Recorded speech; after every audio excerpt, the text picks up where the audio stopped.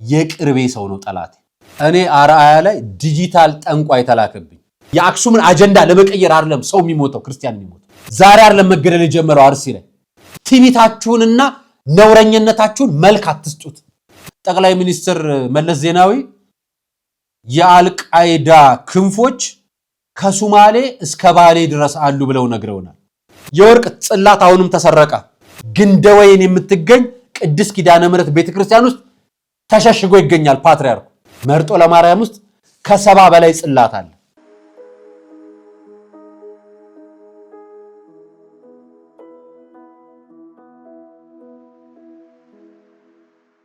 ሰላም ጤና ይስጥልኝ ውድ የቃል ቀርን ሚዲያ ቤተሰቦቻችን እንደምን አላችሁ? በያላችሁበት ሰዓት አቆጣጠር እንዳላችሁበት ሁኔታ ሰላማችሁ ብዝት ይበል ማለት ፈልጋለሁ። ወንድም እህቶቼ፣ ታላቅ ታናሾቼ እንደየእድሜያችሁና እንደየክብራችሁ መጠን ሰላማችሁ ይብዛ። ታሞ የተኙ በሆስፒታል ያሉ በጸበል ስፍራ የሚገኙ ወገኖቻችንም እግዚአብሔር ያስብልን፣ ከክፉ ነገር በሙሉ ያርቀልን። ዛሬ የመነኮሳቱን ጉዳይ ይዘናል።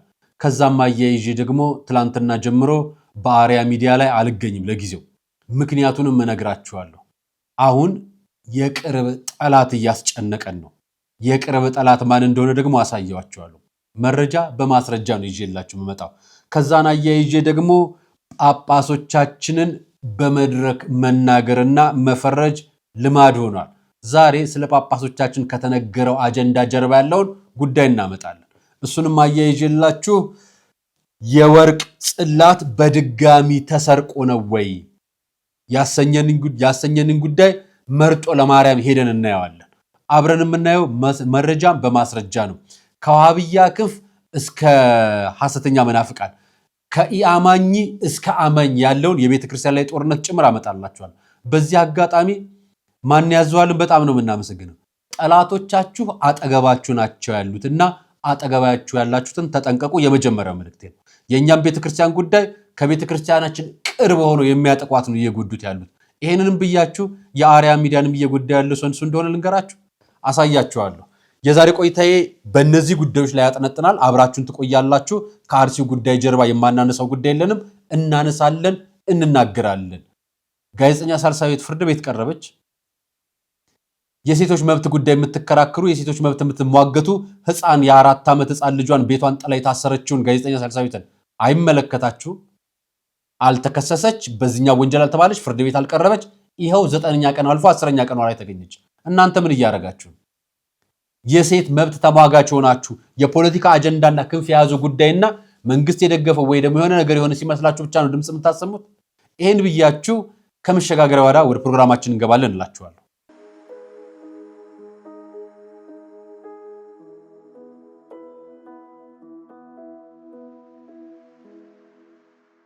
በወር ከ150 ሺህ ብር ቋሚ ገቢ የሚያገኙበት አስተማማኝ የንግድ ዕድል በመሃል መርካቶ ተክለ ሃይማኖት ላይ የንግድ ሱቅ ሽያጭ ላይ ነን። እኛን ሲመርጡ ምንም አይነት የጋራ መጠቀሚያ ወይም ኮመን ኤሪያ አናስከፍልም። ዛሬውኑ ሙሉ ክፍያ ለሚከፍል የ20% ቅናሽ አዘጋጅተናል። በተጨማሪ መኖሪያ አፓርትመንት ፒያሳ ወዳጅነት ፓርክ ፊት ለፊት በካሬ 81200 ከባለ 1 መኝታ እስከ ባለ 3 መኝታ አማራጮች አሉን።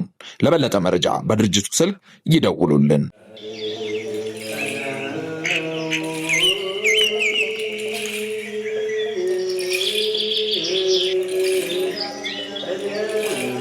ሐዋርያት ጸጋ መንፈስ ቅዱስን ከተቀበሉ በኋላ ዓለምን ዕጣ ተጣጥለው ተከፋፍለው ዞሮ ከማስተማራቸው አስቀድመው የሥራቸው መጀመሪያ ጾምን አድርገዋል።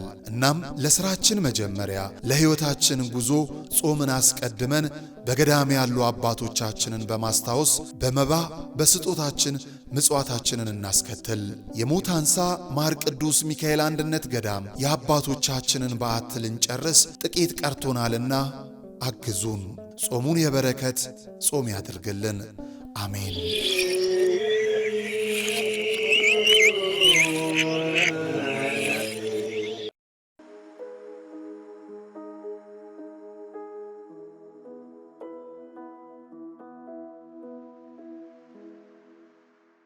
የመጀመሪያው ፕሮግራሜ የመነኮሳት ጉዳይ መነጋገሪያ ሆኗል እና አንድ ተንብኔን አየው እንደዚህ ታላቅ ፍጥጫ ይላል። መነኮሳት በከተማ መኖር ይችላሉ ወይስ አይችሉም?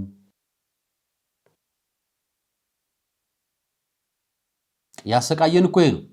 ለእንደዚህ አይነት ጉዳይ ስንመልስ ነው የተሰቃየ ነው። በእውነት ክርስቲያን መቅረብ ይችላል ወይስ መቅረብ አይችልም? ክርስቲያን ለመባል መቅረብ አለበት አይደለም?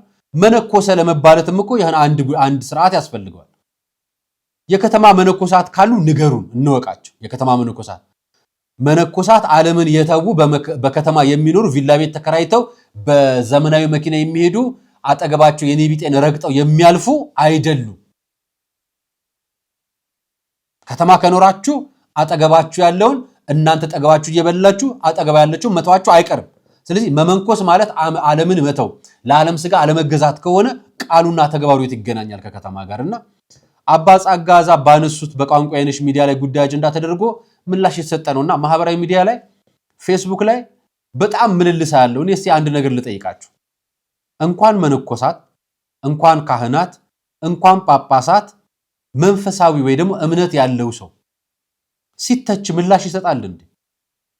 የሚጠቅመው ከሆነ ትችቱን ያስተካክልበታል ራሱን አይደለም። ከዛ ውጪ ለትችት ወይ ደግሞ ጥፋት ነው ተብሎ በሰው እይታ መሰናክል ለሆነ ጉዳይ ምላሽ መስጠት ማለት እኮ የለየለት ዓለማዊነት ነው፣ ፖለቲከኝነት እንጂ መንፈሳዊነት የለውም ውስጡና እችን ጉዳይ ለምታደርጉም እያደረጋችሁ ላላችሁም ሰዎች ጠቆም ማድረጊያችሁ ልለፍ።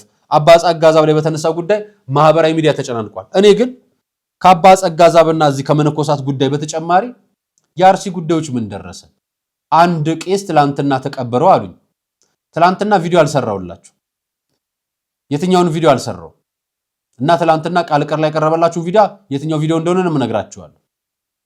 እና አልሰራውም። እኔም ስሜቴ ጥሩ ስላልነበር ለምን መሰላችሁ? እኛ ጠላቶች የምንጠብቀው ሩቅ ነው አይደለም፣ ጠላት ያላችሁ ቅርብ ነው። እኔ እንደውም ስለ ጠላት ትዝ ካላችሁ ይሄን ቪዲዮ አሳይቻችሁ ነበር። ማን ያዟል የተናገሩ ስሙት። ጠንቋይ ቤት የሄዱ ሰዎች መጨረሻ ላይ ምን እንደሚያምራቸው ታውቃላችሁ? በመተቱ ብሩን አገኙት፣ ቤቱን አገኙት፣ ዝናውን አገኙት። እርካታ ግን የለም። ሰላም ነፍሳቸው ትናፍቃለች። በስተመጨረሻ እግዚአብሔር ይናፍቃቸዋል ማለት ነው። ተፈራርመው ነፍሳቸውን ሸጠው ራሳቸውን ገብረውለት ከእግዚአብሔር ልጅነት ወጥተው ሩቅ ከሄዱ በኋላ ቢሉ መጨረሻ ላይ ሰላም ሲያጡ እግዚአብሔር ይናፍቃቸዋል። ወደ እግዚአብሔር ሲዞሩ ደግሞ እግዚአብሔር ፊቱን ያዞርባቸዋል። እንደ ልጆቹ አይደለማ፣ ፊቴን አዞርባቸዋለሁ ይላል ቃሉ ላይ ማለት ነው። ከዛስ ሰይጣኑም ይቆጣቸዋል። ከሁለት ያጣ ነው የሚሆኑት። ከሁለት ያጣ አሳዛኝ ነው የሚሆኑት። ችግሩ በአደባባይ መጨረሻቸውን አናየውም። ለዛ ነው የሆነ ነገር ያላቸው የሚመስለንና ከእንደዚህ አይነት ነገር እግዚአብሔር አምላክ ነፃ ያውጣን። ምናልባት በእንደዚህ አይነት ነገር ውስጥ ተዘፍቃችሁ ስተት እንደሆናችሁ ያወቃችሁ ካላችሁ በምን አይነት ንስሐ እግዚአብሔር ይቅር እንደሚላችሁ አላቅም። እግዚአብሔር ግን ይቅር ባይ እንደሆነ አውቃለሁ። ለምኑት፣ ታምርን አሳየኝ በሉት። ተሳስቻለሁ፣ አጥፍቻለሁ፣ ልጅ ልሁን እንደገና ብላችሁ አልቅሱ። እግዚአብሔር ይመልሳችሁ። እግዚአብሔር ልቡን ወደ እናንተ ያዙር፣ ፊቱን ወደ እናንተ ያዙር። ከእንደዚህ አይነት ነፍሳዊ እስር ቤት ያስመልጣችሁ። መልካም ቀን። እኔ ደግሞ ነግራችኋለሁ። እኔ አርአያ ላይ ዲጂታል ጠንቋይ ተላከብኝ። ዲጂታል ጠንቋይ ተላከብኝ ያስባለኝን ጉዳይ ላሳያችሁ ነው። አርአያ ሚዲያ ላይ ገብታችሁ ይዩት። አርአያ ሚዲያ ከሁለት ቀናት በፊት ነው ፖስት ያደረኩት።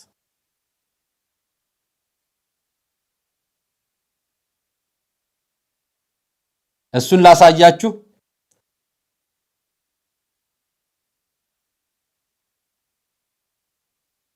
ያውላችሁ አርአያ ሚዲያ ላይ እንደምታዩት ባትገድሉንም እንሞታለን፣ የአቡነ አብርሃም ቁጣ የፓትርያርኩን ሞት ጠባቂ ጳጳሳት በሚል በዚህ ጉዳይ ላይ የፓትርያርኩን ሞት ጠባቂ ጳጳሳት እነማን ናቸው የሚል የተጻፉ መረጃዎችን፣ የብፁዕ አቡነ አብርሃምን ቁጣ፣ የመምህር ዘበነን ጉዳይ፣ ቤተክርስቲያን አባቶች ለሁለት ተከፍለው ብፁዕ አቡነ ማትያስን እየጠበቁ እንደሆነና ይሄንንም እየሰሩ እንደሆነ የሰራሁት ከሁለት ቀናት በፊት ነው።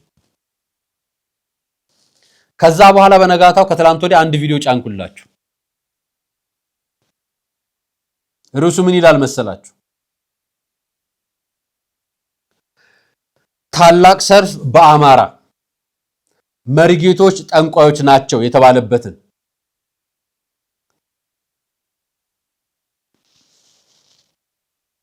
አዲስ ፓትሪያርክ አዲስ ሲኖዶስ ተዘጋጅቷል ያልኳችሁን ፕሮግራም ሰርች ለቀኩኝ። ልክ እንደዚህ የምታዩት ፕሮግራሙ ከቀረበ ከ9 ሰዓት በኋላ ቪዲዮ ዩቲዩብ አወረደው እና ኢሜል ላከልኝ እና በጣም አዘንኩ። መጀመሪያ ማለት ጉዳዩ ምንድነው ብዬ አሰብኩ። ስለ አርሲ ያነሳል ጉዳዩ አጀንዳ ላይ፣ ስለ ቤተክርስቲያናችን ያነሳል፣ ስለ ኢትዮጵያዊነት ያነሳል፣ እርስ በርስ ከዚህ ጀርባ ያሉ አጀንዳዎችን ያነሳል። ይሄ ገዳዩ አካል ወይ ደግሞ ማህበራዊ ሚዲያ ላይ ያሰራጫቸው በሃይማኖታቸው አትጩሁ ዝም በሉ የሚሉ ድምጾች በሌላ እምነት ውስጥ ያሉ በተለይ በእስልምና እምነት ተገኝተው ኡስታዝ ነን በሚሉ ግለሰቦች እየተነገሩ ያሉ ጉዳዮችን ሐሳብ በሐሳብ ይሞግታል። ምንም ጉዳይ የለው። የግለሰብ ጥላቻ፣ የሃይማኖት ጥላቻ፣ የሀገር ጥላቻ አንድም ነገር የለው። ሃራስመንት አንድም ነገር የለው። ዩቲዩብ አልጎሪዝሙ ዲጂታል ጠንቋይ እንዴት እንደሚላክብን ልንገራችሁ። አልጎሪዝሙ በራሱ ቪዲዮ ከጫናችሁለት ከአንድ ሰዓት ሙሉ ውስጥ ቪዲዮአችሁን በአልጎሪዝሙ ሰርች አድርጎ ቼክ አድርጎ አረጋግጦ ፖስት ያደርግላችኋል። ከዛም ፖስት ማድረግ ትችላላችሁ ይላችኋል። 20 ደቂቃ ነው አልጎሪዝሙ ቼክ ለማድረግ የሚፈጀው። ዲጂታል ጠንቋዩ ግን ስለሚያቅ ኢትዮጵያ ውስጥ ሰዓት እንደምንተኛ ስለሚታወቅ ይሄ ነገር ሲደገግመኝ ዛሬ ለመናገር ያስገደደኝ ጉዳይ ለምን መሰላችሁ? የቅርቤ ሰው ነው ጠላቴ። የሩቅ ሰው አይደለም፣ በጣም የቅርቤ ሰው የምላችሁ ሰው ነው ጠላቴ። ይሄ ጉዳይ ለአምስተኛ ጊዜ ነው የተላከብኝ እና ተደጋጋሚ ማን ያዟል አይታችኋል። ጠላታችሁ የቅርባችሁ ሰው ነው፣ ጠንቋይ የሚልክባችሁ መተት የሚያስደግምባችሁ ሰው የቅርባችሁ ሰው ነው ሲባል እናንተ ድግምት የሚደገመው ልብስ ተቆርጦ ጸጉር ተቆርጦ ብቻ ይመስላችኋል? ዲጂታል ሚዲያ ላይ ጠንቋይ ይላክባችኋል። እዚህ ቃለ ቀርን ሚዲያ ላይ በጣም በተደጋጋሚ ተመሳሳይ ሐሳቦችና የተለያዩ ጉዳዮችን ርዕሶቹ የተለያዩ ሆነው አንድ አይነት ሐሳቦችን በተለያየ ሚዲያ ቃለ ቀርንም ላይ አርያም ላይ ያቀርባሉ። ቃለ ቀርን ሚዲያ ላይ ለ2 ዓመት አንድም ቀን ስትራይክ ተልኩብኝ አያውቅም። ይሄንኑ አይነት ሐሳቦች ናቸው የተለዩ አጀንዳዎችን ማለት ሐሳቦቹ አንድ አይነት ሆነው ተቀራራቢ ሆነው ነገር ግን በአርያ ፕላትፎርም ማቅረብ የጀመርኩት 1 ዓመት ሞላው። የአርያ ፕላትፎርም ላይ ግን ጠንቋይ አይፈልገው እና የሚፈልገው ቃለ ቀር ላይ ብቻ እንድሰራ የሚፈልግ ነው።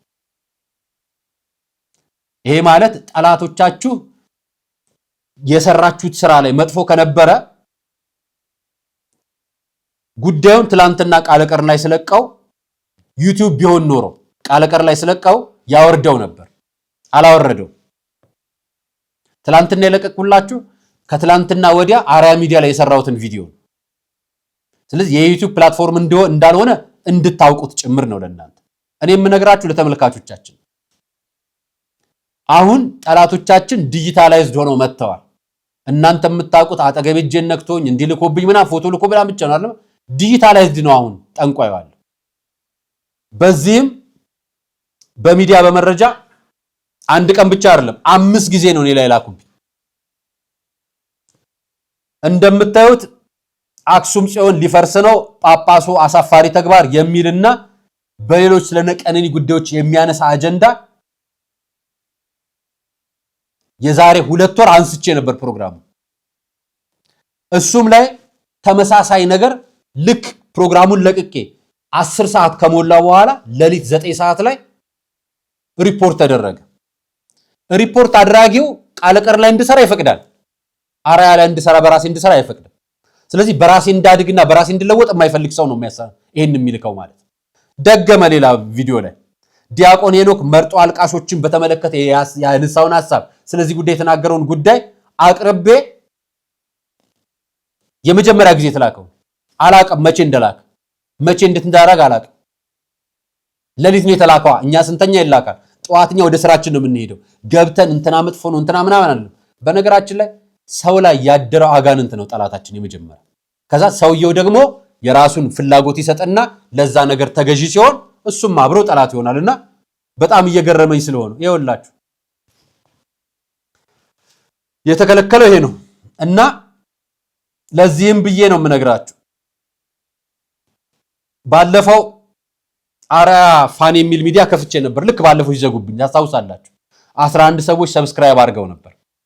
አሁን ስሙን አስተካክለዋለሁ። ነገ ሙሉ ስም የምታገኙት ባለ ሀገር በሚል ነው የምታገኙት። ዛሬ ግን አርአያ ፋኒ በሚል ነው የምታገኙት። አርአያ ፋኒ የሚለውን ሚዲያ ገብታችሁ ሰብስክራይብ አድርጉልኝ። ይሄ ጉዳይ በጣም ከቀጠለ ያ እኔ ላይ መንፈስና ክፉ ነገር እየላከ ያለው አካል አርአያ ሚዲያ እንዳልከፍት ከሆነ ቃለ ቀርን ሚዲያም ላይ አልመጣም።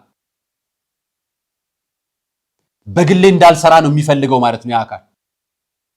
ይሄን ነግራችኋለሁ። ማን እንደሆነ ሬት እንደሆነ ከስሮቼ ጋር የተያዙ ጉዳዮች፣ ሌሎች ታሪኮችን እነዚህ ጉዳዮች የማይቋረጡ ከሆነ ወደፊት ነግራችኋለሁ በደንብ አድርጌ።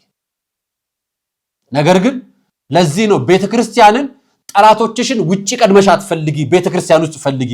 ወዳጆቻችን እናንተንም ነው የምነግራችሁ። የሚገርላችሁን ውጪ አይደለም የምትፈልጉት፣ አጠገባችሁን መፈለግ ያለባችሁ። እናንተን ምቀኝነት፣ እድገታችሁን የሚጠላ ሰው ሩቅ አትፈልጉ። ቤተሰቤ፣ ወዳጄ፣ ጓደኛዬ፣ ፍቅሬ ምናምን የሚላችሁ ሰው ጋር መጀመሪያ የራሳችሁ ሰው ጋር ፈልጉ። አጠገባችሁ ያለውን አጥሩ። ጠላቶቻችንን እኛ እንጠብቃቸዋለን፣ እኛ እንርቃቸዋለን። አንተ ወዳጆቻችንን ጠብቀልን ብለን ነው የምንጸልየው አይደለም? ይሄ ጸሎት ዛሬም ይሰራል። የድሮና አሮጌ ጸሎት የሚባል የለም። አሮጌ ቤተክርስቲያን የለችም፣ አሮጌ ተንኮልም የለም። ተንኮል ቅርብ ነው ወዳጄ። ሰው ራሱን ለሰይጣንና ለክፉ ነገር ካስገዛ ለዛ ነውና ሚዲያዬን እያጠቁብኝ ሆነ ብለውና እንግዲህ ያው እንደምታውቁት ከዛሬ ዓመት ጀምሮ ዓመቱ ነው ዛሬ በነገራችን ሚዲያ ከጀመርኩ ሙሉ ዓመት ውስጥ በተለያየ ጊዜ ሰርቻለሁ። ቪዲዮ ተሰርቶ ካለፈ ከ2 ቀን በኋላ ከ3 ቀን በኋላ ሪፖርት ይደረጋሉ ወደኋላ። አሁን ያመጡት ደግሞ ቪዲዮን የሰራዋቸው ቀኖች ካለፉ ከታየ በኋላ ብዙ ስታያቸው ገብተው ሪፖርት የሚያደርገው ግለሰብ ነው። የሆኑ ቡድኖች አሉ፣ ግለሰቦች ይሄንን ያደርጋሉ። አድርገው ነገር ግን ቃል ቀር ላይ ደግሞ እንዲሰራ ይፈልጋሉ። ቃል ቀርም ላይ የምሰራው ሐሳብ አርአያ ሚዲያ ላይ የምሰራው ሐሳብ የተለየ ሆነ አያውቁ። ስለዚህ ይሄንን ሊንክ ፋኒ አርአያ የሚለውን አሁን ውስጡ ባለሀገር በሚል ፕሮፋይል ፒክቸር የተቀመጠውን ዩቲዩብ ገብታችሁ ሰብስክራይብ እንድታደርጉ ይጠይቃችኋለሁ። በዚህ በቅርቡ ቀናት ውስጥ ወደ ስዊድን፣ ወደ አቴንስ ግሪክ በቤተክርስቲያን ጉዳይ እንመጣለን፣ ወደ እንግሊዝም ጭምር ማለት ነው። አንዳንድ ጉዳዮች ከታቦቶች መሰረቅ ጨምሮ የተጀመሩ ሰፋፊ አጀንዳዎች አሉ፣ እንመጣባቸዋለን። አቴንስ ግሪክም ብፁዕ አቡነ ኤልሳ ከሄዱ ጀምሮ እየተፈጠረ ያለው ጉዳይን በግራም በቀኝም ያለውን ወገን አንስተን እናቀርብላችኋለን። በነገራችን ላይ የምናቀርበው መፍትሄ እንድናመጣና የተስተካከለች ነገር እንድትኖር እንጂ አንዱ በአንዱ ላይ የዘላለም ቂም እንዲይዝ አይደለም። እኛም ላይ የዲጂታል ጠንቋዮቻችን ሚዲያችንን ሲዘጉት የሆነ ቦታ እንድንሰራ ከፈለጉ ያ እነዛ አካላት ከዛ አካል ጋር ጥቅም አላቸው ወይ ደግሞ የሆነ ፍላጎት አላቸው ብለን እናስባለን። ስለዚህ ወይ ከዚህኛው አካል እርቃለሁ ማረጋው እንደሱ ነውና ከዚህ ሚዲያ ልርቅ ይችላል። በዚህ ምክንያት ይሄ ዲጂታል ጥንቆላ ስለሆነ ነው የምነግራችሁ። ዲጂታል ጥንቆላ የአደባባይ ስለሆነ ለእናንተ የምነግራችሁ። በነገራችሁ ቆርጣችሁ ለወዳጆቻችሁ ልካችሁ ይሄን ሚዲያ ሰብስክራይብ አድርጉልኝ። ይሄ አርአያ ሚዲያ የሚለውን አሁን ነገ ጀምሮ ከነገ በኋላ ጀምሮ ባለ ሀገር ሚዲያ ነው የምለው። እሺ እሱ ሰብስክራይብ አድርጉልኝ። አመሰግናችኋለሁ። ይሄን ብያችሁ ወደ ጉዳይ ልግባላችሁ። ሰሞኑን አርሲ የተገደሉት የአክሱምን ጉዳይ ለማካካስ አይደለም። የአክሱምን አጀንዳ ለመቀየር አይደለም ሰው የሚሞተው፣ ክርስቲያን የሚሞተው። እየገደላቸዋቸው አጀንዳ ሊቀይሩ ነው ብላችሁ አታንሱባቸው። ይሄ ከገዳዮች የበለጠ ጨቃኝነት ነው። ይሄን ቆሞ በሚሄድ ሰው አንደበት ነው የምንሰማው። ምነግራችሁ በአንድ ኢትዮጵያዊ ቆሞ በሚሄድ ሰው ስም ኒቃብ ተከለከለ በሚል አጀንዳ አዲስ አበባ ዩኒቨርሲቲ ኒቃብ አላስከፈቱም። ስለ አክሱም አጀንዳ ይነግሯቸዋል። ከዛ ይሄንን ለማካካስ እዚህ የተወሰኑ ሰው ገደሉና አገላለጹን ትሰሙታላችሁ። ኡስታዝ አቡበከር ነው ያለው። ይሄን ያለው ቃል በቃል የአክሱም ግድያ የአክሱምን አጀንዳ ለማስቀየር የተወሰኑ ሰው ገደሉና ይላቸዋል።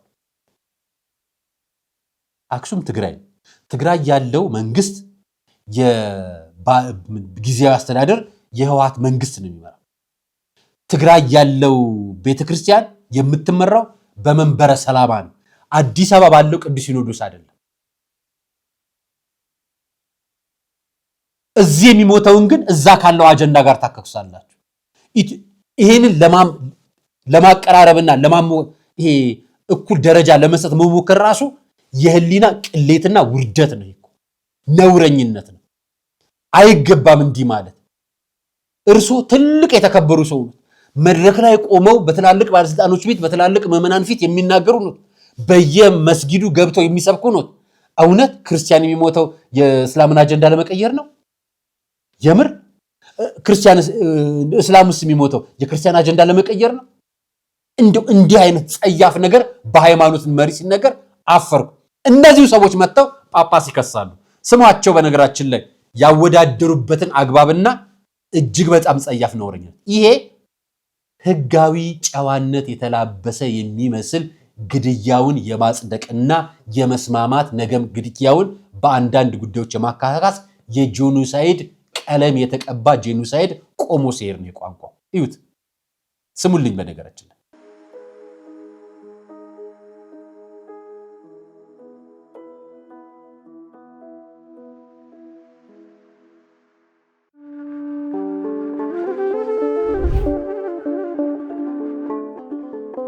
በዘመን ብዛት እርጅና ተጫጭኖት በሰው ማጣት መቅደሱ ለፈረሰው ጣጃ አቦአቡዬ ገብረ መንፈስ ቅዱስ ማን ነው ቀድሞ የሚደርሰው? ምድሩ ለምለም ሀገሩ የጀግና ጦርነት ፈተነው እንጂ የማያውቅ ልመና። ዛሬ ግን አዛውንቶቹ ጉልበት ከርቷቸው፣ ወጣቶቹ ግራ ገብቷቸው የአቡዬ ቤተ መቅደስ ሊፈርስ ተቃርቧልና ስለ አቡዬ ብላችሁ የጻድቁን ቤተ መቅደስ እንገንባ።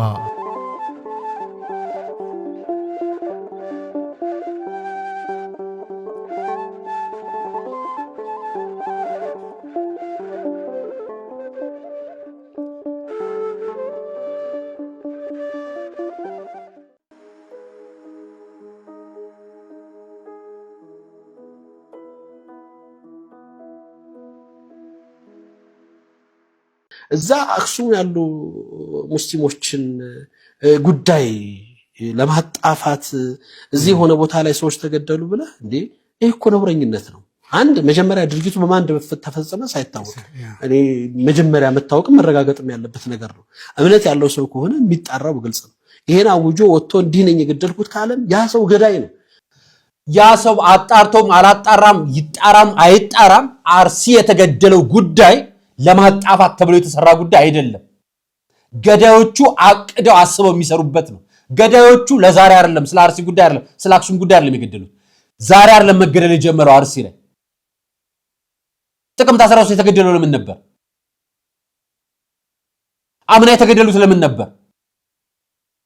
ካቻምና የተገደሉት ለምን ነበር? ቤተክርስቲያን የተቃጠለው ለምን ነበር? አክሱም ላይ መስጊድ ተቃጠለ። አምናስ እንደዚህ ተፈጠረ። አክሱም ላይ ሌላ ቦታ ተፈጠራችሁ። በነገራችን ላይ የናንተን ጩኸት ጩሁ ራሳችሁ መብታችሁ ነው። ስለ አክሱም መጮ መብታችሁ ነው። ስለ አርሲ ለማጣፋት እያላችሁ ግን አትመጻደቁብን። ትዕቢታችሁንና ነውረኝነታችሁን መልክ አትስጡት። ይሄ ግልጽ ነውረኝነት ነው። በአደባባይ የሚነገር ነውረኝነት ነው። ይሄ የሰዎችን አእምሮ መበረዝ አይደለም፣ መበከልና አጀንዳ ለመፍጠር የሚደረግ እጅግ በጣም ጸያፍ የሆነ ድርጊት። ይሄው በጀማል ሾው ላይ ቀርበው ነው። ጀማል ኢቲቪ ላይ ሰራ የነበረ ሰው ነው አይደል? ልቀጥልላችሁ። ይሄን ጉዳይቼ ይሄን ጓደኛውን ታስታውሳላችሁ አይደል? አብረው ነበር ታስሩት መሰለኝ። ቀኝ አስጠባቂ ነው መብት የእስልምና መብት አስጠባቂ ምናምን በሚባል አህመዲን ጀበልም ኡስታዝ አቡበከርም ታስረው ነበር። ሙስሊሞች አቃጠሉ፣ ክርስቲያኖች አቃጠሉ ተብሎ መነገር የለበትም የሚለውን ቃል ያኔ ማበነበሩ ጊዜ ሐጂ ሙፍቲ በነበሩ ጊዜ በአደባባይ መድረክ ላይ እንትኑ እናስተካከላለን ብሎ የተናገረበት ነገር የተናገረበት ነው። እሱን አሁን ራሱ አቅርቦታል። አብረን እንስሙት። ሌላው እንደው አጠር አድርገን እንድነግረኝ ፈልገው በቅርብ ጊዜያት በተለያዩ የሀገሪቱ አካባቢዎች ሃይማኖትን ተገን ያደረጉ ግጭቶች ይነሳሉና ከዚህ አንፃር ህዝበ ሙስሊሙ ከእንደዚህ አይነት ተግባራት ራሱን ጠብቆ ለሀገር እድገትና ሰላም ማበርከት ያለበት አስተዋጽኦ ምንድነው? እኔ ለህዝበ ሙስሊሙ ብቻ አይደለም መልእክቴ። በየትኛውም ዘመን ኢትዮጵያ ውስጥም ይሁን በዓለም ላይ ፖለቲከኞች የተለያየ ነገሮችን ለማሳካት ሲፈልጉ በብሔር ሊመጡ ይችላሉ፣ በሃይማኖት ሊመጡ ይችላሉ፣ በሆነ ሰው ሊያስቆጣና ሰው ሴንሲቲቭ ሆኖ ሊሄድበት በሚችል መልኩ ሊሄዱ ይችላል። ለምሳሌ በቅርቡ በሶማሌ ክልል ውስጥ የተፈጠሩ የአብያተ ክርስቲያናት መቃጠሎች አሉ። ከ6 እና 7 አመታት በፊት በጉራጌ ክልል የተቃጠሉ መስጂዶች አሉ። ግለሰቦች ሊያቃጥሉ ይችላሉ። ሙስሊሞች ያቃጠሉ፣ ክርስቲያኖች ያቃጠሉ ተብሎ ጀነራላይዝ መደረግ የለም። የለበትም። ልክ ነው። ሰው ሙስሊም ሊሆን ይችላል፣ ክርስቲያን ሊሆን ይችላል፣ ሌላ ሃይማኖት ወይ ኤቲስት ሊሆን ይችላል። ብቻ ሰው ነው ያደረገው እና ሞቲቭ ሃይማኖቱን መሰረት አድርጎ ለሃይማኖቱ ጥቅም ሲባል የሚደረጉ አይደሉም እና እነዚህን ግምት ውስጥ በመውሰድ በተለይ ህዝበ ሙስሊሙ በሃይማኖት ስም የሚደረጉ ነገሮች አሁን ባለንበት ሁኔታ እኛም እንደ ኮሚቴ እየሰራ ይሄ ሶማሌ ላይ ጅጅጋ ላይ ብፁዕ አቡነ መቃሪዎስ ከውጭ ሀገር መጥተው እዛው ጭቅጭቅና ረብሻ ያለበት ቦታ ላይ መድቡን ብለው ገብተው ያንን መከራ አብረው ሲጋፈጡ የነበረበት ጊዜ ላይ የጻፉት የተናገረው ንግግር ነው። መስቀል አደባባይ ስቴዲየም ውስጥ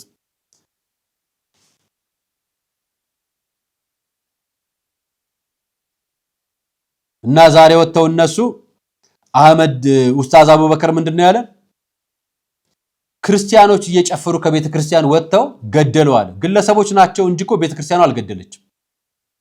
አሁን በአደባባይ ጂሃድ ታጣቂዎች እንዳሉ እኮ ተነግሮናል፣ ሰምተናል፣ ቪዲዮ አሳይተናል፣ አይታችሁታል። በቪዲዮ አሳይተናችኋል። ኢትዮጵያ ሶማሌ ላይ ጅቡቲ ላይ ይሄን እንደሚያደርጉና በመንግስት የዛሬ 15 ዓመት በፊት እናንተ ታስራችሁ በነበረበት ጊዜ በአደባባይ ጠቅላይ ሚኒስትር መለስ ዜናዊ የአልቃይዳ ክንፎች ከሶማሌ እስከ ባሌ ድረስ አሉ ብለው ነግረውናል። እሱ መንግስት ያረጋገጠው ያኔ የብሔራዊ ደህንነት ጥንካሬውን በመታቆት ደህንነት መዋቅሩ በመታቆት በማስረጃና በመረጃ ባረጋገጠው አርሲ ውስጥ ክንፍ እንዳለው ባረጋገጠው ጂሃዲስቶች እንዳሉ ተነግሮናል። ዛሬ አይደለም እኮ ምን ነግራችሁ። አሁን እነዚህ ጂሃዲስቶች በእስላሚክ ስም ህዝብ የሚገድሉ በዋሃብይ ስም ህዝብን የሚያጠፉ ክርስቲያን የሚገድሉ ቤተክርስቲያን የሚያቃጥሉ ናቸው ስንላችሁ አዲስ ሆኖባችሁ አጀንዳ ከፍታችሁ ፈልጋችሁ ለምንድን ነው በየሚዲያው ላይ የምትጨረጨሩት? የአጀንዳ የአክሱም ጉዳይ አላችሁ። አክሱም ከክልሉ መንግስት ጋር ጨርሱ ሂዱና አርሲ ላይ እስልምና ሞተ፣ የገደለውን ሰው ጠይቁ።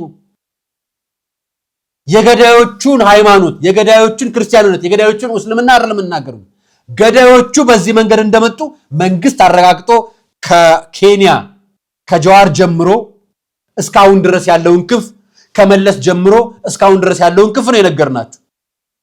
እኛ የምንናገረው ፍትህ ይሰጥ መንግስት ነው። ሰሜን የሚላከው ድሮን አርሲ የሚላክ ሰሜን የሚላከው ድሮን ወለጋም ሊላክልን፣ ህዝብ አይጨፍጨፍ፣ ሰላማዊ ሰልፍ። በነገራችን ሙስሊምም ክርስቲያንም መገደል የለበትም፣ ቤተክርስቲያንም መስጊድም መቃጠል የለበትም ነው የኛ መልእክት። እናንተ መጣችሁ እየገደሉ ያሉት ለምንድን ነው ሙስሊም የሆኑ አሸባሪዎች ናቸው የምትሉት? ተናገሩ እኮ እነሱ መሳሪያ ይዘው እናጠፋለን ቤተክርስቲያን አሉ። መንግስት ተናገረ እኮ። ሂዱ ለማ መገርሳን ጠይቁት። እስላማዊ ጽንፈኛና አሸባሪው ሸኔ ያላችሁ ሸኔን እንኳን አታወግዙም እኮ እናንተ የምታወግዙት ድምጽ የሚሆነው ኦርቶዶክሳውያንና ኢትዮጵያ ቤተክርስቲያንን ወቀሳ። ወጣችሁ ደግሞ ብፁዕ አቡነ ጴጥሮስን ትናገራላችሁ። ስሙልኝ። ህዝብን ተነሳ፣ ተጫረስ፣ ጠፍተሃል አይባልም። እንዴት አንድ ሃይማኖት መሪ በዚህ ልክ ይሄዳል? እንዴት በዚህ ልክ ይነሳል? ነውር እኮ ነው። አንዳንድ ጊዜ አንተ የሌለህን ነገር ለማምጣት ትናንት አንድ ጳጳስ የሚናገሩት ንግግር እየሰማሁ ነበር። በኢትዮጵያ ታሪክ ላይ የተጨፈጨፈ እስላም የለም። አጼ ዮሐንስ የሚሆን ሌሎች አጼዎች ያደረጉት በደል የለም። አንተ ወይ ታሪክ አዋቂ ሆነ እዚች ሀገር ላይ ታሪክን የጻፉ ሙስሊም ያልሆኑ ሰዎች የጻፉትን ታሪክ እንኳን እና የግራኛ አህመድን ነገር በጣም አሪፍ ሊያደርግላችሁ ሞክራል። ግራኛ አህመድ ክርስቲያን ጨፍጭፏል፣ ግዛት አንድ ለማድረግ ነው ይላችኋል። ከዛ ተመሳሳይ ታሪክ ተፈጥሮ ይሆናል። አይ ቲንክ ሊኖር ይችላል እኮ አይኖርም ብዬ አላምንም። እንግዲህ ጳጳሱ አማካሪ የእስልምና ኡስታዞችን ይቅጠሯቸው ነው። ትማከራላችሁ እናውቃለን እኮ የምታማክሯቸው ጳጳሶች ይኖራችሁ ይሆናል የምታውቋቸው እናንተ እንደ እንትኖቹ አንዳንድ ጊዜ ጳጳስ ሲሾም አበባ ሄዶ የሚሰጡ የሌላ እምነት ተከታዮች እንዳሉት ሁሉ እናንተ የምታማክሯቸው የምትቀርባቸው ይኖራል እኮ። እስላም ሆነው የኦርቶዶክስ ጳጳስ የሆኑ ሰዎች ይኖሩ ይሆናል እኮ አናውቅም፣ እናንተ የምታማክሯቸው። ነገር ግን በኢትዮጵያ ኦርቶዶክስ ቤተክርስቲያን ግድያ፣ በመናኑ ግድያ፣ በቤተክርስቲያን መቃጠል ጉዳይ ላይ ወጥተው ሲናገሩ ግን ከአሸባሪዎቹ ይልቅ ጮኸዎቹ እናንተ ናችሁ። ታቋቸዋላችሁ እንዴ? እናንተ ነው እንዴ ላካችኋቸው? ካልሆናችሁ ታዲያ ምን አገባችሁ? የማይመለከታችሁ ከሆነ ለምንድን ነው አጀንዳ የምትፈጥሩት? ለምንድን ነው ገብታችሁ መልስ የምትሰጡት ለአሸባሪ? ካልሆናችሁ እናንተ ሰላማዊ ሙስሊምና ተከታይ ናችሁ፣ አይመለከታችሁም። ክርስቲያኑ ራሱን መጠበቅ አለበት። አዎ እናንተ ሞጣ ላይ ስትሉ አልነበረም እንዴ? ጎንደር ላይ ስትሉ አልነበረም እንዴ? እስላሙ ራሱን ይጠብቅ ስትሉ አልነበር? ልክ ናችሁ እኮ እናንተ። በእምነቱ መገደል የለበትም። ልክ ናችሁ። እና ክርስቲያኑ ሲሆን እንዴት ነው አሸባሪነት የሚሆነው? እናንተ ስትናገሩት ህጋዊ ፈቃድ፣ የእናንተ ግድያ ህጋዊ ፈቃድ አለው ወይ? በጣም ነው የሚገርመኝ። በነገራችን ላይ በዚህ ጀርባ ስላሉት ጉዳይ የራሳቸው የእስልምና እምነት ተከታይ የሆኑ ሰዎች እንዲህ ብለው ይናገራሉ። ራሳቸው እኔ አይደለም፣ በነገራችን ቄስ አይደለም፣ ጳጳስ አይደለም፣ የኦርቶዶክስ እምነት ተከታይ አይደለም፣ የፕሮቴስታንት ፓስተር አይደለም፣ የክርስቲያን ስም ያለው ሰው አይደለም፣ የራሱ የእስልምና እምነት ተከታይ የሆነ ሰው እንዲህ ሲናገር ሰማሁት። የመንግስት ሰዎች ልብ ብላችሁ ልትታው ይገባችኋል። መንግስት እድሉን ሰጥቶናል። ነገር ግን መንግስት ህገወጥ መሐመድ ጠይብ ህገወጥ ከሆነ እኔ ሊጠይቀኝ ይገባል። ህገወጡ ማን ነው ብሎ ሊፈትሽ ይገባዋል።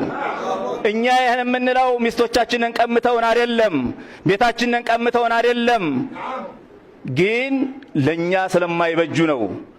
ለሙፍቲ ያልበጀ ላንተም አይበጅህም፣ ለሙፍቲ ያልበጀ ለመንግስትም አይበጅህም። ስለዚህ አርዶል ሂጃዝን ሰዑዲ ያስባለው ማን ነው ከተባለ ማን ነው? ስለዚህ ኢትዮጵያም መጅሊሱን ከተቆጣጠሩ በኋላ መጅሊሱ ላይ ቁጭ ብለው ዝም ብለው የሚጠብቁ እንዳይመስል መንግስት መጨረሻ ታርጌቱ መንግስቱንም አገሩንም ስሙንም ነው መቀየር የሚፈለገው። ስለዚህ የኢትዮጵያ ስም ይቀየር ሲባል ታስታውሳላችሁ? ስሙ አይቀየር ሀገራዊ ምክክር ኮሚሽን ላይ የዋሃብያዎች አጀንዳ ነው። አይደለም ሌሎቹን አይደለም እኛን መግደል ክርስቲያኑንም ሀገሩንም ያጠፉላቸዋል። የሚፈልጉት መንግስትንም መቀየር የሀገሩንም ስም መቀየር ነው። ይሄው እኔ አይደለም ያልኩት የእናንተ ወገን ለምጣላችሁ። በነገራችን ላይ ተውሉላችሁ ነው ያመጣሁት። የወርቅ ጽላት አሁንም ተሰረቀ ብትባሉ ምን ትላላችሁ? የወርቅ ጽላት አሁንም ተሰረቀ ወይ? ለምን እንዳስባለ ልንገራችሁ። መርጦ ለማርያም ሚዲያ መርጦ ለማርያም ቤተክርስቲያን ታቁታላችሁ። ምስራቅ ጎጃም ላይ ብዙዎች ታቁታላችሁ። በታሪክም በስምም በዝናም ብዙዎች መርጦ ለማርያምን የማያውቅ የለም። አማራ ክልል ላይ በምስራቅ ጎጃም ዞን ላይ አንድ አጀንዳ አንስቼላችኋለሁ። ማስረጃ መረጃ ያገኘሁለትን መረጃ ማለት ነው። ይሄ ማስረጃና መረጃ ያገኘሁለትን መረጃ ብፁዕ አቡነ ዘካርያስ የምዕራብ ጎጃም ሀገረ ስብከት ሊቀ ጳጳስ ለቅዱስ ሲኖዶስ ሊቀ ጳጳስ ፓትርያርክ ለሆኑት ለብፁዕ ቅዱስ አቡነ ማትያስ ደብዳቤ ጽፈው የምስራቅ ጎጃም ላይ የተከሰተውን ነገር በተለይ ከቅብዓት እምነት ጉዳይ ጋር ተያይዞ ፓትርያርክ እንዳለ ጳጳስ እንደሰየሙ ሲኖዶስ እንዳዘጋጁ ቤተክርስቲያን እየወረሱ እንደሆነና 6 ቤተክርስቲያኖች በእነሱ ስም እየተመሩ እንደሆነ አሁን ባለው ሁኔታ ላይ ነገርናችሁ ነበር። አሁን ፓትርያርኩ የሚገኘው ግንደወይን ነው።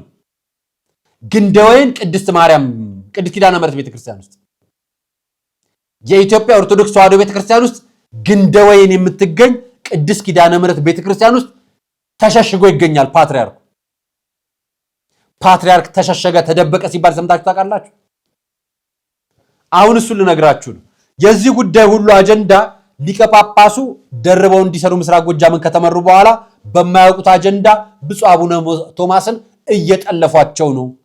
የነበሩትን የኢትዮጵያ ኦርቶዶክስ ተዋሕዶ ቤተክርስቲያን አመራሮች እያነሱ ሌሎች እየመሩ ነው የሚሉ አጀንዳዎች ከዛው አካባቢ ይነሳል። እኔ ግን ጉዳዬ ከቅባት ከሚባለው እምነት ጋር ተያይዞና ይሄ ጉዳይ ቤተክርስቲያን ላይ ተለጥፎ ቤተክርስቲያን እየበላ ካለው ውጭ ካለው ጠላት በላይ እዚህ ውስጥ ያለው ጠላት አደገኛ መሆን ላሳያችሁ ነው። ነግሬያችኋለሁ አይደል? በሩቅ ከሚያቀኝ ጠላት ብሎ ከሚሰይመኝና ጠላቴ ብሎ ካሰበው ሰው ይልቅ ቅርቤ ወዳጄ ብሎ የሚያጠቃኝ ሰው ይበልጣል። እኔ ላይ እንዳያችሁት እዚሁ የኔ ዩቲዩብ አይፈልግም፣ ከሰው ጋር መስራው ዩቲዩብ ይፈልጋል። ልክ እንደዛ ቤተክርስቲያንም ከውጭው ጋር የሚዋደድ ጳጳስ አላት፣ ከራሱ አማኝ ጋር ደግሞ የሚጣላ አማኝ አላት። መሪ አላት። የሃይማኖት መሪ፣ የሃይማኖት አባት፣ ፓትርያርክ፣ ጳጳስ፣ ቆሞስ፣ ካህን፣ ቄስ፣ ቀሳውስት፣ መነኩሴ ኦርቶዶክስ አማኙን ነው የሚጠላው። የኦርቶዶክስ ቤተክርስቲያን ስርዓት ጠብቅልን የሚለውን ነው የሚጠላው። በውጭ እንደፈለክ ዘለል፣ ጠጣ፣ ጨፍር፣ እምነቱን ካደው፣ ቤተክርስቲያንን ዝረፋት፣ ወርቅ ጽላቷን ስረቅ የሚለውን ግን ችግር የለበትም። ወርቅ ጽላት ጳጳስ ሰረቁ ተብለን የሰማነው ዘንድሮ ነው አይደል? የጳጳስ ክብር ሲነካ ያኔ ትዝ ይላችኋል። ከጎጃም ሲመጡ ጓጽዮን ነው ጉራፈርድ እዚህ ጓጽዮን መስመር ላይ አንድ ካህንን በጥፊ የመታውን ፖሊስ ታሳውስታላችሁ አይደል? ያን ቀን ነው የቤተ ክርስቲያን መዋረድ የጀመረችው። ያን ቀን በተግባር ካህን በጥፊ ጳጳስ በሌብነት ሲጠሩ ያን ጊዜ ነው የተጀመረው። መቆም የነበረበት ያኔ ነው።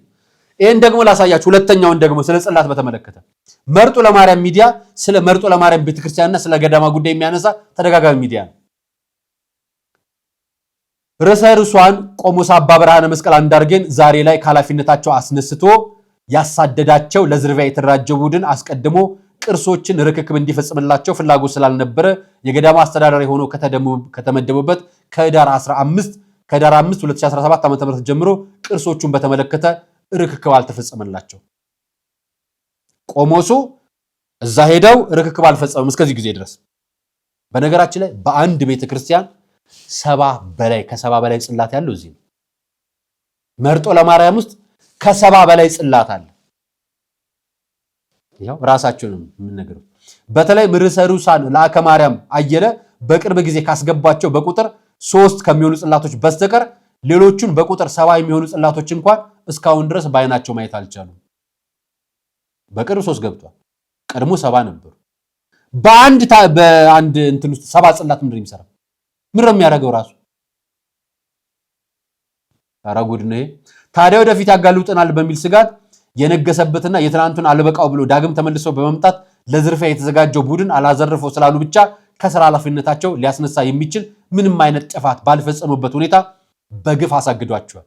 ይህን ማናገዱት ብፁዕ አቡነ ቶማስ። ብፁዕ አቡነ ቶማስ በተዘዋዋሪ መንገድ ቅባት ሃይማኖት የለም ብለው ቅዱስ ሲኖዶስ ላይ ተናግረዋል ብለው ያቀረቡት ማናቸው? ብፁዕ አቡነ ዘካርያስ። ጉድ ስሙልኝ። እንግዲህ እንዳሉ ደግሞ አሳያቸዋለሁ። ይሁን እንጂ ከዚህ በፊት በተደጋጋሚ የጮንበትና ለገዳሟ ሰበካ ጉባኤ ጽሕፈት ቤት ሳይቀር በጥር 26 ቀን 2015 ዓ.ም በተጻፈ ደብዳቤ የአቤቱታ ደብዳቤ ተገቢ ጥያቄ ያቀረብንበትን የቅርሶቹ ሕልውና ጉዳይ ይገለጽ ዘንድ ጊዜው የደረሰ ይመስላል ብለው ነው የለጠፉት። በክብር ተቀምጠው ይገኛሉ ካላቸው ጥንታዊ ቅርሶች መካከል አንዷ የሆነችውን ደግሞ ባልታወቀ ምክንያት ከቦታ ላይ የሰወሯትን የወርቅ ጽላት ጨምሮ በቁጥር 73 የሚሆኑ ጽላቶች ማየትና ስለመኖራቸው ማረጋገጥ ባለመቻሉ አማራጭ መንገድ መፈለግ አስፈላጊ ይሆናል ብለው ማህበራዊ ሚዲያ ይለጥፈዋል። ብፁዓን አባቶች እየሰማችሁ ነው። የወርቅ ጽላት ከእንትንም ጠፍቷል። ከወለጋ ብቻ አይደለም ከምስራቅ ጎጃምም ተሰርቋል ወይ ጠፍቷል። ቆሞሱ አልተረከቡም። 1 ዓመት ሙሉ ተቀምጠው እንዳይረክቡ አድርገዋቸዋል። ሌቦቹ ተደራጅተው ደግሞ እኚሁ ቆሞስ እንዲነሱ ለአቡነ ቶማስ ቤት አስገብተው ቆሞስ እንዲነሱ አድርገዋቸዋል። እና ብፁዕ አቡነ ቶማስ በዚህ ጉዳይ ላይ የመረመሩት ከህዝቡ ጋር የተወያዩት ከምኑ ጋር የተነጋገሩት ከካህናቶች ጋር የተወያዩት ነገር አለ ካላችሁ እዚህ ገጽ ላይ የሚለጠፈው ነገር በሙሉ ምንም እንዳልተነጋገሩ ቀርበው እንዳላዩአቸው ነው የሚናገሩት። እና አሁንም የወርቅ ጽላት ሌላ ድጋሚ ተሰረቀ። ሌላ የወርቅ ጽላት ሌብነት ልምጣላችሁ። በጣም ጥሩ። ይሄ ጉዳይ ከተጀመረ አይቀር ብፁዕ አቡነ ቶማስ እኚህ ናቸው እንደምታውቋቸው። መርጦ ለማርያም ቤተክርስቲያን ይችነች ስለ ቅባት ሃይማኖት እንደሌላ እንዳለ ማወቅ ከፈለጋችሁ አብሲማዳኮስ በሚል ቅጽ 1 በተዋህዶ የከበረ ወልድ ቅባ በሚል የተሰጠ ምላሽ የሚል መጽሐፍ ተጽፏል። እንደዚህ አዘጋጅ ዲያቆን ብርሃኑ ሻምበልና ዲያቆን ሃይማኖት መለይ ጻፉት ናቸው። አብሲዳማኮስ በጣም የቆየ መጽሐፍ የቅባት ሃይማኖት እንዳለ ማረጋገጫ ልስጣችሁ። ሌላ የማህተም አሳትመዋል፣ ግርጌም ደረሰኛ አሳትመዋል ምናምን አላቸው። 6 ቤተክርስቲያን ይዟል። ነግሬያቸዋለሁ አይደል? ስማቸውም እንደሚል ልንገራችሁ።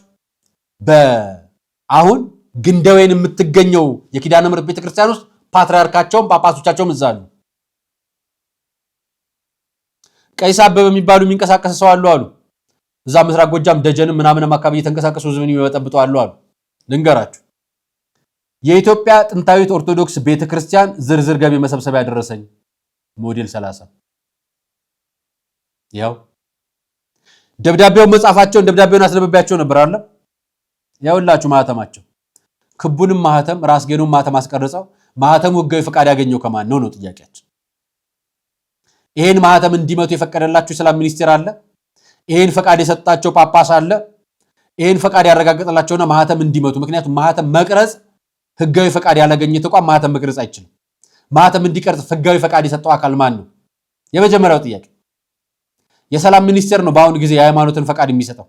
ከሰላም ሚኒስቴር ውስጥ አለ ፈቃድ የሰጠው። እስካሁን ምስራቅ ጎጃም ላይ ብቻ ነው የሚንቀሳቀሰው።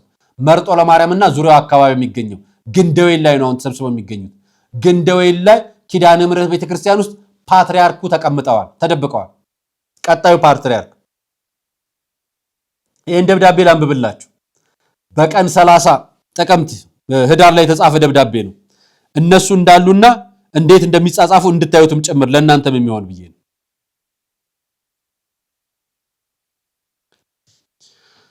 ለደብረ ቅዱሳን ገላው ገብረ ሕይወት የሰበካ ጉባኤ አባላትና ማህበረ ምዕመናን እንዲሁም ማህበረ ምዕመናት በሙሉ እንደምንሰነበታችሁ እያለ ይሄ ደብዳቤ እነሱ ነው የሚለው። የክብረ መንክራት የውሸ ቅዱስ ሚካኤል ሰበካ ጉባኤ አባላትና ማህበረ ካህናት እንዲሁም ማህበረ ምዕመናን በሙሉ የከበረ ሰላምታችን ይድረሳችሁ እያልን በጥብቅ እናቀርባለን። የተከበራችሁ አባቶቻችን እንዲሁም ወንድሞቻችን ከዚህ በፊት ለደረሰባችሁ እንግልትና ችግር በጣም አዝነናል። ሆኖም ግን አንድነታችሁና ጥንካሬያችሁን ስንሰራ በጣም አኮራችሁን። ይህ የኛም የቅባት ሃይማኖታችን ከጥንት ጀምሮ እንደሚታወቀው በደብረ መንክራት የውሽ ቅዱስ ሚካኤል ኃይለ መልኩ የተገረፉበት፣ የተሰቃዩበት፣ የተሰደዱበት በመሆኑ ይታወቃል። እኛም አይደንቀንም። ስለዚህ እናንተም ስቃይ ሞትም ስለሚመጣ በርቱ፣ ከጎናችሁ ነን። ስለዚህ አበሲደማኮስ የተባለው መጽሐፍ ስለ ቅባት የሚያስረዳ የላክንላችሁ መሆኑን እንገልጽላችኋለን። አንድነታችን ለዘላለም የሚኖር። ወስብሐት ለእግዚአብሔር። ደብረ መንክራት ውሸ ቅዱስ ሚካኤል ሰበካ ጉባኤ ሰብሳቢና የደብሩ አስተዳዳሪ መላከ ዜና ማርቆስ ከህሉ ይላል። ደብዳቤ የሚለውን ነው የምነግራችሁ። ይቀጥልላችሁ። ይሄ ተፈራርመው የሰበካ ጉባኤ ለመቀየር የሚጥሩት ገዳም ላይ በተለይ መርጦ ለማርያም ላይ እየተሰራ ያለ ስራ ነው። እዛ የነገርኳቸው አሁን ግንደወይን አካባቢ የሚገኙና ቅዱስ ሚካኤል ቤተክርስቲያን ውስጥ የሚገኙ እንዳሉ በማስረጃ በደብዳቤም ጭምር ነው የምነግራችሁ። ይሄ ጉዳይ እየታወቀ ያ ጥቅምቱ ሲኖዶስም ላይ ብፁዕ አቡነ ቶማስም ጨምሮ በቅዱስ ሲኖዶስ አባላት በሚያውቁት ሁኔታ የቅባት የሚባል መንፈስ የለም ብለዋል። ይኸው መጽሐፋቸው እኔ ጋር ደርሶኛል በእጅ አብሲዳማኮስ የሚል የቅባት ሃይማኖት ተዋህዶ ከበረ ወልድ ቅባ ለሚሉ የተሰጠ መልስ በሚል ይሄን መጽሐፍ ልከውላቸዋል። እሺ ቅዱስ ሲኖዶስ ምን እያደረገ ነው? ምን እየሰጠ ነው? የቅዱስ ሲኖዶስ የመደባቸው ብፁዕ አቡነ ቶማስ ምን እያደረጉ ነው? እጅግ በጣም ብዙ አስተዳደሮችን ይህንን ጉዳይ የሚታገሉትን ካህናትን ከአስተዳዳሪነት ቆሞሳትን ከገዳም ከቤተ ክርስቲያን እያሰናበቱ አስተዳደሮችንና የሀገረ ስብከት ሰራተኞችን የወረዳ ቤተ ክህነቶችን እያሰናበቱ በደብራቸው በወረዳ ቤተ ክህነት እየመሩ ወደ ታችኛው መዋቅር እየመሩ ነው። የላይኞቹን መዋቅርና ስልጣን እነዚህ ሰዎች እየያዙት ነው ብለው ምዕመኖች ነግረውናል። እና ያስፈራችሁ አሁን ብፁዕ ቅዱስ አቡነ ማትያስን የሚቀይር ፓትርያርክ ምስራቅ ጎጃም ላይ ግንደወይን ላይ እየተዘጋጀ ነው። የወረዳው መንግስት መዋቅርና የወረዳው ቤተ ክህነት ጭምር ማለት ነው። ቤተክርስቲያኖቹ ላይ ያሉ አባቶች ቤተክርስቲያኑን ለኢትዮጵያ ኦርቶዶክስ ተዋሕዶ ቤተክርስቲያን ንብረትነቱን ሙሉ ለሙሉ ለቀው እንዲወጡ እንዲያስረክቡ ታዘዋል። በምርጫው ምክንያት እንደተራዘመ ደውለው ነግረውኛል። አሁን ጉዳዩን እዛ ያላችሁ የወረዳ ቤተ ክህነቶች፣ ካህናት፣ ምዕመናን፣ የቤተ ክርስቲያን ልጅ ሆናችሁ ስለ ቤተ ክርስቲያናችሁ የምትቆረቆሩ የቤተ ክርስቲያናችን አንድነት የሚያንገበግባችሁ የወርቅ ጽላት የሚሰርቁ 70 ታቦታትና 70 ጽላቶችን በአንድ ቤተ በገዳም ውስጥ አስቀምጠው ዘርፈው የሚሸጡ ቅባት የሚባሉ ስም መንፈስ ሃይማኖት ራሳቸውን መስርተው ክርስቶስ ተቀባ እንጂ እንደኔ እንደናንተ ሰው ነው። አዎ ሰው ነው። ሰው ነው፣ እኩል አምላክ ነው። ሰው ነው ተቀብቶ እንጂ እሱ ባይቀባ ኖሮ አምላክ አይደለም የሚሏችሁ እዛው እናንተው ጋር ነው ያሉት። የተቀቡ ደግሞ ሹመት የተሰጣቸው ደግሞ አሉ። ጳጳሱም ፓትርያርኩም አሉ እዛው። ብፁዕ አቡነ ቶማስ ደግሞ የሉም ብለዋል። አቡነ ዘካርያስ ደግሞ አሉ። ማስረጃ አለኝ። የዛሬ 1995 ዓ.ም ድረስ ጀምሮ በውጭ ጉዳይ ሚኒስቴር በኩል በሰላም ሚኒስቴር በኩል በአገር ውስጥ ጉዳይ ሚኒስቴር በኩል ከፍተኛ ጭቅጭቅ ተጨቃጭቄ መልስ ሰጥቼ ነገሩን መፍትሄ ሰጥቼው ነበር። አሁን በድጋሚ አጀንዳው ተነስቷል። ብፁዕ አቡነ ቶማስ ያስተካክሉ፣ ቅዱስ ሲኖዶስም አጀንዳ ይክፈትልኝና ጉዳዩን እንነጋገርበት በአስቸኳይ ብሏል። እንግዲህ ቅዱስ ሲኖዶስ ሌላ ሲኖዶስ እየተደራጀ ስለሆነ ቀድማችሁ ራሳችሁን አዘጋጁ። የዛሬ ቆይታ ይህን ይመስል ነበር። አርያ መካሻ ነበርኩ። በነገራችን ላይ ስነግራችሁ ግን ይህንን ስነግራችሁ አቴንስም ስላለው ጉዳይ ግሪክም ስላለው ጉዳይ ስዊድን ስላለው ጉዳይ ነገም ሳነሳላችሁ፣ የቅባትና የምስራቅ ጎጃንም ሳነሳላችሁ ስለ ቤተክርስቲያን አንድነት ነው ማነሳላችሁ። ቤተክርስቲያን አንድ መሆን አለባት ነው ማነሳላችሁ። ጠላቶቻችን መጀመሪያ ውጭ አትፈልጓቸው፣ መጀመሪያ ውስጥ ተስተካከሉ። ወደ ቤተክርስቲያን የምትቀርቡ ሰዎችም ራሳችሁን ለቤተክርስቲያን አስገዙ። የኔን ጠላት እያያችሁ አይደለም? በግሌ ሚዲያ ከፍቼ እንድሰራ አይፈቅድም፣ ከሰው ጋር እንድሰራ ይፈቅዳል። እና ጠላቴን በቅርብ እያወቅኩት መጥቻለሁና በእርግጠኝነት ሳረጋግጥ ግን በደንብ አሳውቃቸዋለሁ። እስከዛ ግን ይሄንን የኔን ቻናል ሰብስክራይብ አድርጉልኝ።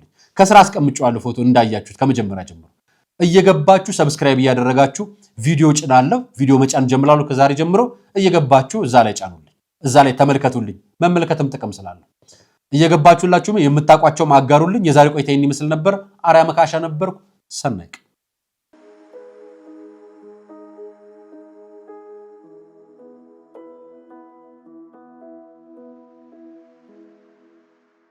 በወር ከ150 ሺህ ብር ቋሚ ገቢ የሚያገኙበት አስተማማኝ የንግድ ዕድል በመሃል መርካቶ ተክለ ሃይማኖት ላይ የንግድ ሱቅ ሽያጭ ላይ ነን። እኛን ሲመርጡ ምንም አይነት የጋራ መጠቀሚያ ወይም ኮመን ኤሪያ አናስከፍልም። ዛሬውኑ ሙሉ ክፍያ ለሚከፍል የ20% ቅናሽ አዘጋጅተናል። በተጨማሪ መኖሪያ አፓርትመንት ፒያሳ ወዳጅነት ፓርክ ፊት ለፊት በካሬ 81200 ከባለ 1 መኝታ እስከ ባለ 3 መኝታ አማራጮች አሉን። ለበለጠ መረጃ በድርጅቱ ስልክ ይደውሉልን።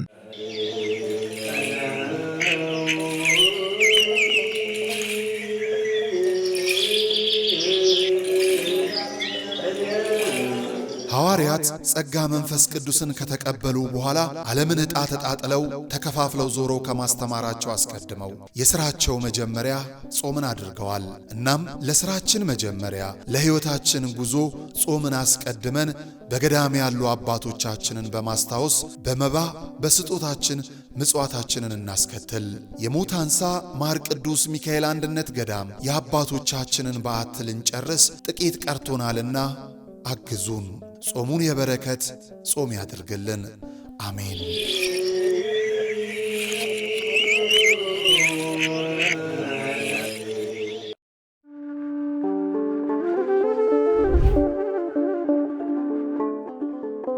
በዘመን ብዛት እርጅና ተጫጭኖት በሰው ማጣት መቅደሱ ለፈረሰው ጣጃ አቦአቡ የገብረ መንፈስ ቅዱስ ማን ነው ቀድሞ የሚደርሰው? ምድሩ ለምለም ሀገሩ የጀግና ጦርነት ፈተነው እንጂ የማያውቅ ልመና። ዛሬ ግን አዛውንቶቹ ጉልበት ከርቷቸው፣ ወጣቶቹ ግራ ገብቷቸው የአቡዬ ቤተ መቅደስ ሊፈርስ ተቃርቧልና ስለ አቡዬ ብላችሁ የጻድቁን ቤተ መቅደስ እንገንባ።